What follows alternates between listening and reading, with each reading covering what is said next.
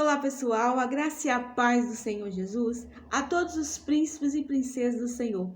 Estamos aqui nesse dia para adorar o nome do Senhor, bem dizer o santo nome dele, porque somente ele é digno de honra, de louvor e de toda a adoração, como nós amamos esse Deus. Queremos dizer ao nosso Pai Celestial, que nós amamos ele e dependemos da sua maravilhosa presença nas nossas vidas. É a presença de Deus que nos mantém de pé para alcançar e conquistar todos os nossos objetivos.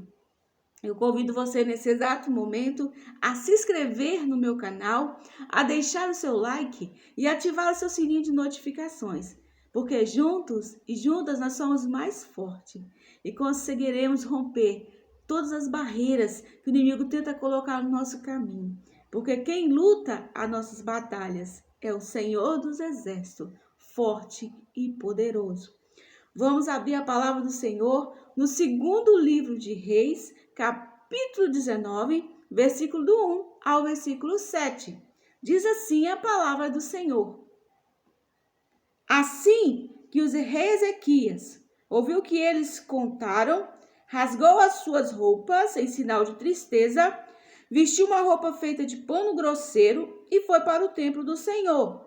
Ele mandou que Eliaquim, encarregado do palácio, Sebna, o escrivão, e os sacerdotes mais velhos fossem falar com o profeta Isaías, filho de Amós. Ele também estava vestido de roupas de pano grosseiro. A mensagem que o rei mandou entregar Isaías foi essa: hoje é um dia de sofrimento. Nós estamos sendo castigados e estamos sendo envergonhados. Somos como uma mulher que está para dar à luz, mas não tem força para isso. O rei da Assíria nos mandou o chefe do seu exército para insultar o Deus vivo. Que o Senhor nosso Deus escuta esses insultos e castigue quem os disse. Portanto, ore a Deus pelas pessoas do nosso povo que ainda estão vivas. Os funcionários do rei Ezequias levaram a mensagem e Isaías mandou essa resposta. O Senhor Deus diz: não deve deixar que os assírios os insultem, dizendo que não pode salvá-lo. Deus vai fazer o rei da Síria ouvir uma má notícia que o fará voltar para a terra dele, e Deus vai fazer que ele seja morto ali. Essa palavra é uma palavra poderosa, é uma palavra motivadora, é uma palavra que nos incentiva a buscar a presença de Deus em meio à guerra, em meio ao sofrimento, em meio às calamidades que tem acontecido. Aqui a primeira coisa que acontece, a atitude do rei Ezequias. Ele pede orientação ao profeta de Deus. A palavra do Senhor diz: crer no Senhor Jesus, você vai estar seguro. Mas a palavra também diz: se você crer nos profetas, você vai prosperar. Aqui a palavra do Senhor diz que o rei Ezequias, ele pediu conselhos ao profeta Isaías, que foi o profeta messiânico. Foi o profeta que descreveu com tanta eloquência acerca da vinda do Senhor.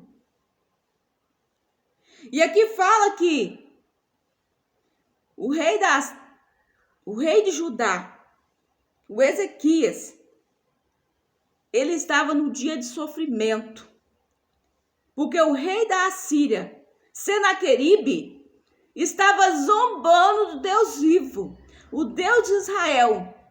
Estava dizendo que Deus, em momento algum, poderia salvar eles daquela situação. A palavra do Senhor diz: quando o rei Ezequias estava passando por aquela afronta, ele rasgou as suas vestes. Ele vestiu-se de pano grosseiro. Ele se humilhou ali diante daquela situação, se humilhou diante de Deus. E ele pedindo ali resposta, porque ele estava num dia de sofrimento, estava como uma mulher grávida, que estava prestes a dar à luz e não tinha força. É assim que ele estava se sentindo. Eles estavam sendo insultados, envergonhados, porque estava vendo ali o inimigo se gabar do seu exército, dos seus soldados, e zombando do Deus vivo no qual eles serviam. A palavra do Senhor diz que eles que tinham queimado várias cidades, eles tinham entrado em Judá, tinha destruído a cidade. Então o povo de Deus, o povo de Israel estava em guerra, estava passando por humilhação e vergonha por causa de Senaqueribe. O que o profeta orientou? Porque o profeta também estava orando, estava clamando, estava comprando grosseira ali, buscando ali a presença do Senhor, porque ele não estava conformado com aquela situação. E que muitas vezes acontece na nossa vida. O inimigo tenta tirar aquilo que é nosso. Ele começa a fazer a gente passar por vergonha, por humilhação, assim como o povo de Judá estava passando. Assim como aquele rei estava se sentindo envergonhado, triste, estava sofrendo diante daquela situação. E aqui o rei recebe do profeta Isaías uma resposta. No versículo 7, Deus vai fazer com que o rei da Assíria ouviu uma má notícia. Fará voltar para a terra dele e lá ele vai ser morto. Então aquele rei estava confiando na sua força, no seu exército, no seu soldado. Mas a confiança do rei Ezequias e do profeta Isaías estava no Senhor. Porque quem ia julgar, quem ia lutar por eles era o Senhor. E muitas vezes o que tem acontecido no mundo? As pessoas têm confiado na sua arma, as pessoas têm confiado no seu exército, têm confiado na sua riqueza, nos seus bens materiais. Mas a confiança daqueles que estão no Senhor é somente no Senhor. É o Senhor que vai lutar as nossas batalhas, as nossas guerras. E aqui fala que quando o rei Ezequias ouviu uma má notícia, será que nós estamos preparados para uma má notícia? De maneira nenhuma. Mas de uma forma ou de outra, elas aparecem nas nossas vidas. O rei da Síria mandou uma má notícia. Mas como aquele rei se comportou diante daquela má notícia? A Bíblia fala que ele subiu ao templo e começou a clamar a Deus. Porque ele não aceitava mais aquela humilhação, porque o rei da Síria estava zombando do nome do Senhor. Estava falando que Deus não era capaz de fazer. Ele falou: Deus, fica atento ao teu servo. Me vê, me ouve diante dessa vergonha, dessa humilhação que o teu povo está enfrentando. Depois, o profeta Isaías envia a resposta novamente, que Deus ouviu a oração do rei Ezequias. E a palavra do Senhor diz que naquela guerra, naquela peleja, quem pelejou por eles foi o Senhor. O Senhor enviou ali um anjo que foi ao acampamento dos assírios e feriu cada um daqueles soldados do rei da Síria. E quando ele chegou lá diante daquele acampamento, o rei da Síria, o zombador, ele viu ali os seus soldados mortos. Ele ficou com tanto medo, que se retirou e foi para Nínive. E chegando lá, ele estava adorando num templo. Ele foi assassinado ali. Então esse foi o final da história de Senaqueribe, o zombador. Aquele homem que confiava na força, que confiava nos seus soldados. Ele tinha destruído várias nações. As nações tinham medo de Senaqueribe. Não podia nem sequer ouvir falar o nome deles. Eles tinham medo. Mas o profeta Isaías e o rei Ezequias tomaram uma posição que mudou a situação de Judá.